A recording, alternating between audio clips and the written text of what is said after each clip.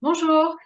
La plupart des gens qui viennent vers moi ou qui sollicitent mes services le font parce qu'elles ont envie de mieux connaître et mieux comprendre leur chat, mieux comprendre leur comportement, mieux comprendre leur façon d'être, mieux comprendre leur réalité, leur perception du monde, mieux comprendre ce qu'exprime leur chat afin de créer une meilleure relation et d'améliorer la vie commune.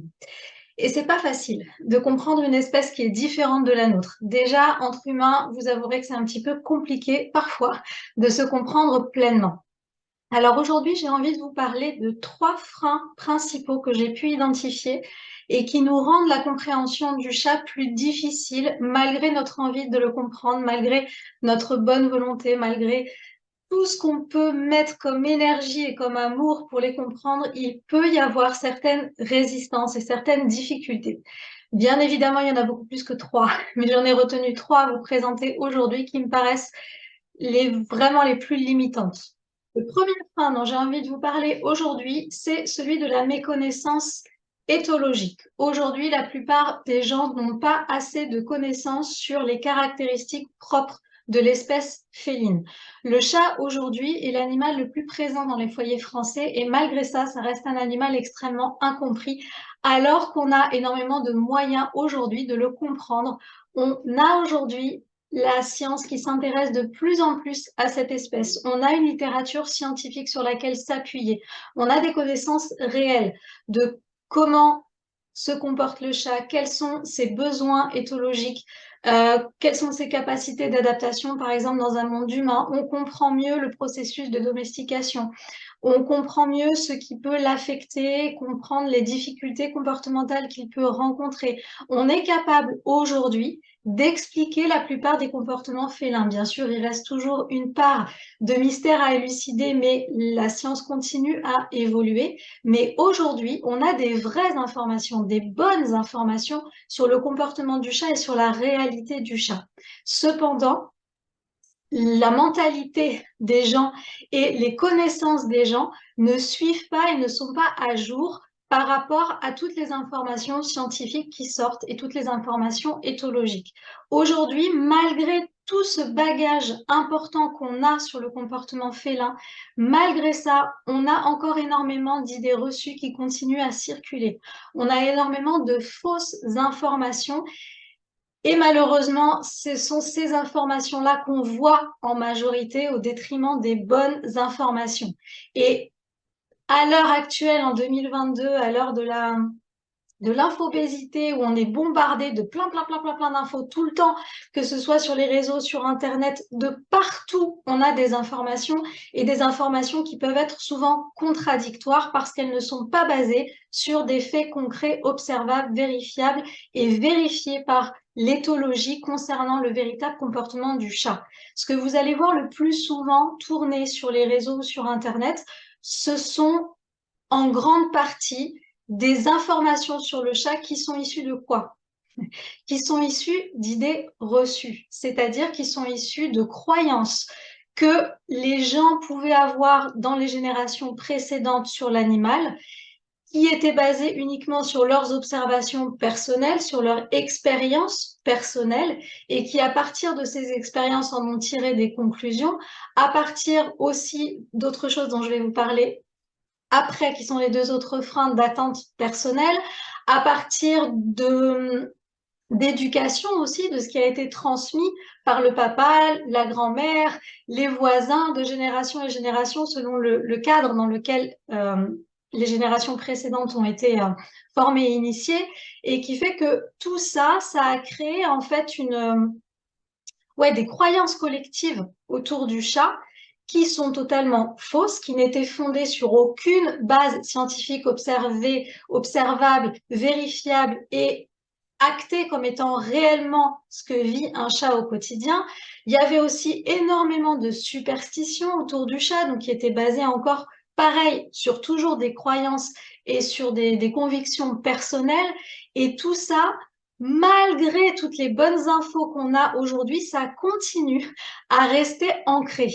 Et ça fait que même si parfois vous avez envie de comprendre votre chat, Je sais que ça peut être difficile parce que vous allez vous retrouver, si vous regardez sur Internet ou ailleurs, ou plein de vidéos qui circulent, etc., vous allez être confronté à des informations contradictoires entre les idées reçues qui continuent à circuler, les jugements et les opinions personnelles qui sont uniquement subjectives sur la réalité du chat, des vraies infos éthologiques qui arrivent, et ça, c'est très difficile pour nos cerveaux de tout démêler et de dire qui a raison, qui a tort, sur quoi je me base. Et le cerveau va aller choisir inévitablement ce qui lui fait le plus plaisir, ce qui est le plus acceptable pour lui, parce que quand on découvre véritablement l'éthologie du chat, ça peut au début nous rendre un petit peu les choses inconfortables, parce que finalement on se rend compte que ce qu'on croyait savoir sur nos chats, c'est pas réellement ce qu'on croyait, parce que ce qu'on nous a dit dans notre famille, ou ce qu'on a pu faire quand on était enfant, ou ce qu'on a pu lire ou voir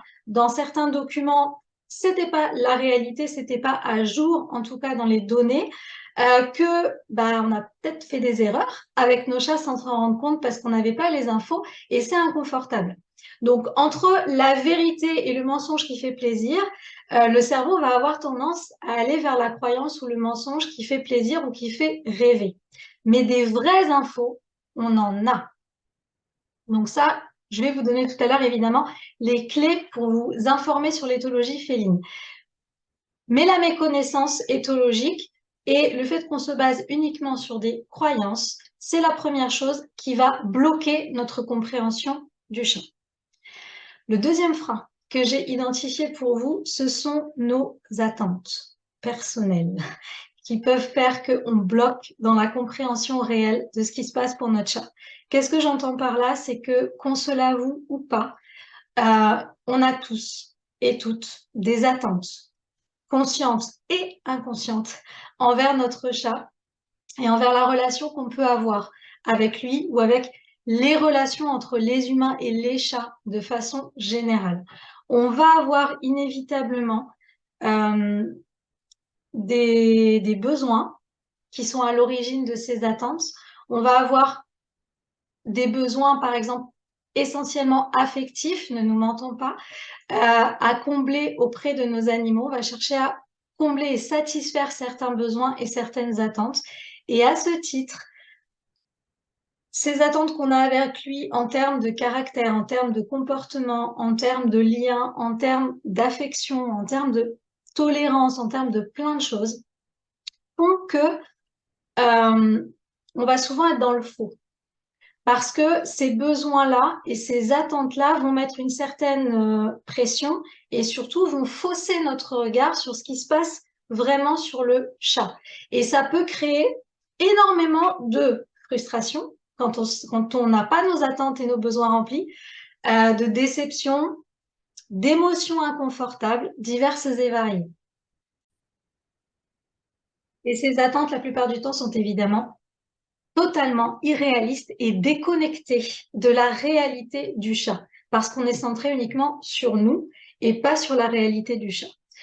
Le troisième frein qui est en lien avec celui-là, ce sont les projections anthropomorphiques qu'on va avoir. Qu'est-ce que j'entends par là?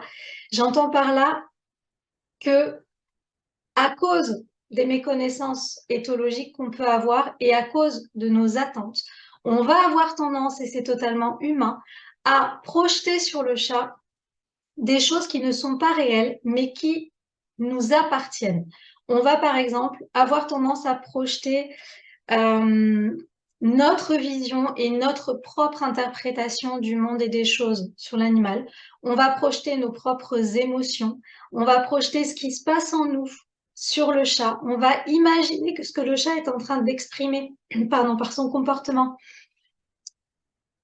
est similaire à ce qu'un humain exprimerait. Et on va projeter énormément de choses qui ne sont absolument pas réelles. Résultat, on va se voir, nous, avec nos projections, en fait, on se voit à travers le chat, comme s'il était un miroir de nous-mêmes qui va nous renvoyer des choses qu'on projette, mais on ne le voit pas, lui. On n'a pas accès vraiment et on ne le comprend pas vraiment dans sa réalité. Donc ça, c'est les trois freins que j'ai identifiés pour vous. Du coup, comment est-ce qu'on peut faire pour sortir de ces trois freins et pour vraiment y aller et comprendre le comportement de notre chat? La première chose, il n'y a pas de miracle, c'est d'apprendre l'éthologie féline. Attention, ça ne veut pas dire que vous devez devenir des éthologues et des scientifiques. On n'en est pas là. Vous n'avez pas besoin de devenir un professionnel éthologue du chat pour comprendre votre chat. Mais vous avez besoin de vous intéresser, de vous informer et d'apprendre, d'avoir les bonnes infos scientifiques sur l'espèce féline, de connaître vraiment la vie des chats, de connaître vraiment les besoins vitaux des chats pour comprendre de quoi est-ce que comment est-ce que votre chat fonctionne et de quoi est-ce qu'il a vraiment besoin pour être bien, pour son bien-être physique, pour son bien-être psychique, pour son bien-être relationnel avec vous, comment son espèce fonctionne concrètement. Donc, vous basez sur des informations claires, justes, scientifiques et à jour. Pourquoi à jour? Parce que les études et toutes les informations qu'on va avoir au niveau de l'éthologie féline sont bien évidemment évolutives. Vous pensez bien que l'espèce chat, c'est une espèce à laquelle la science ne s'intéresse pas depuis aussi longtemps que d'autres espèces comme le chien, par exemple, qui vit avec nous depuis plus longtemps et que au fur et à mesure, on continue à apprendre des choses. Il y a des nouvelles découvertes qui sont faites régulièrement et que parfois, les nouvelles découvertes vont remettre en cause ce qu'on avait découvert il y a 10 ans et que ça va nous demander de faire une mise à jour par rapport à ce qu'on avait vu et ce qu'on avait conclu il y a 10 ans, on va devoir se remettre à jour. Donc, c'est très important de vous informer là-dessus, mais de ne pas juste lire un livre et vous dire, c'est bon, j'ai appris l'éthologie, je suis tranquille pour 30 ans. Non, c'est continuer à vous informer régulièrement. Et les comportementalistes félins sommes là pour vous accompagner là-dedans et vous donner les bonnes infos parce que notre travail se base justement sur les études éthologiques pour vous aider à comprendre votre chat, pour vous aider à résoudre les problèmes de comportement que vous pourriez avoir avec votre chat. On va se baser sur ce que la science sait aujourd'hui de la réalité du chat. Donc déjà, première chose, apprendre les bases éthologiques du chat pour avoir des informations claires, justes et à jour. J'insiste bien sur le à jour.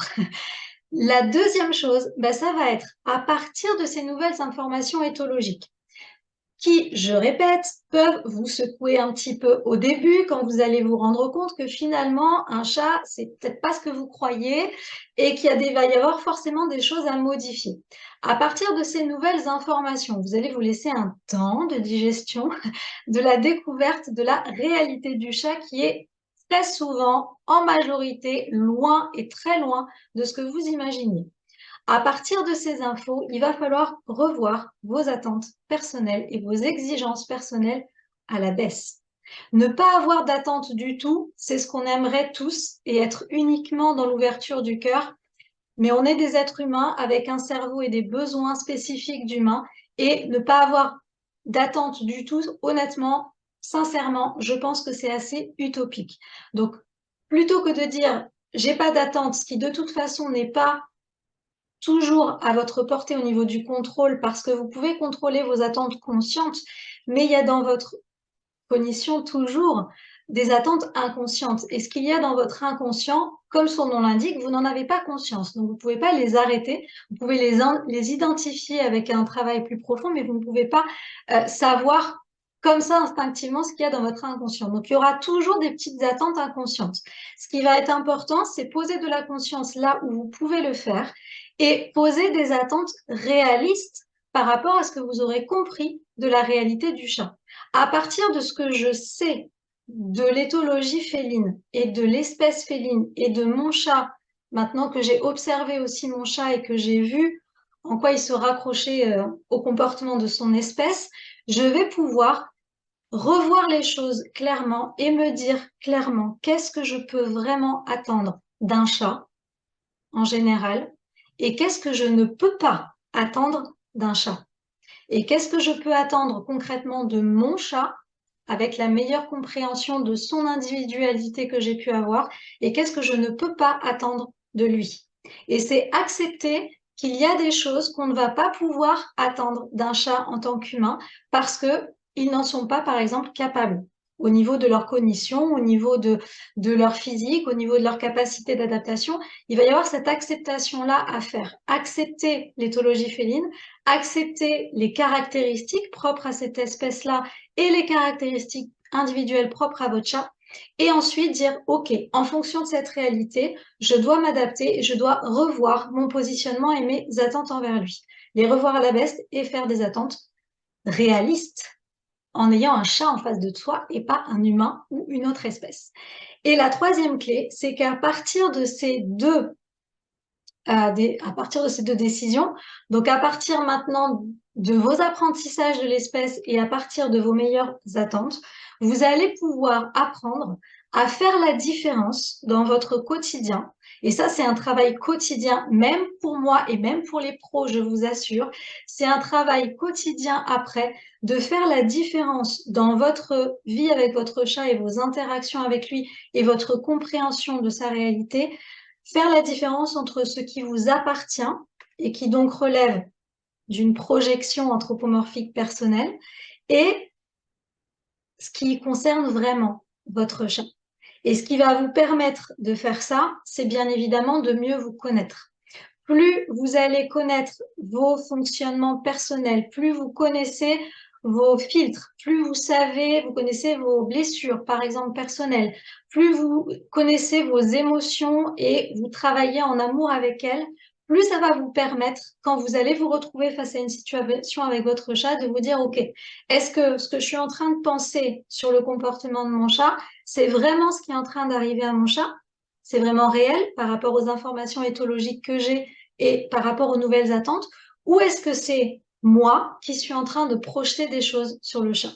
Ce dernier point, c'est vraiment un apprentissage. Et c'est quelque chose qu'on peut réussir à faire tout seul ou parfois qu'on va avoir besoin de quelqu'un à côté de nous pour nous guider parce que parfois, quand on ne se connaît pas encore trop bien, on peut avoir besoin d'aide et d'outils pour nous amener à mieux nous comprendre et à mieux apprendre ces choses-là pour démêler le vrai du faux. Voilà, je pense que je vous ai tout dit. Donc, sur ces 3 freins principaux que je vois qui vont limiter la compréhension du chat et sur 3 solutions qui peuvent nous aider à en sortir avec amour, logique, lucidité et envie, bien sûr, par rapport à la réalité de notre chat. Je vous remercie pour votre écoute et j'espère que toutes ces informations vous ont été utiles. Si vous avez envie d'en apprendre toujours plus sur les chats, si vous avez envie d'améliorer votre compréhension de la réalité féline et d'amener votre relation, de la faire évoluer vers plus de conscience et de transformation, je vous invite bien sûr à me suivre, à pourquoi pas faire appel à mes services et vous avez toutes les coordonnées en fin de vidéo et en bas de la vidéo. Prenez bien soin de vous et de vos minous.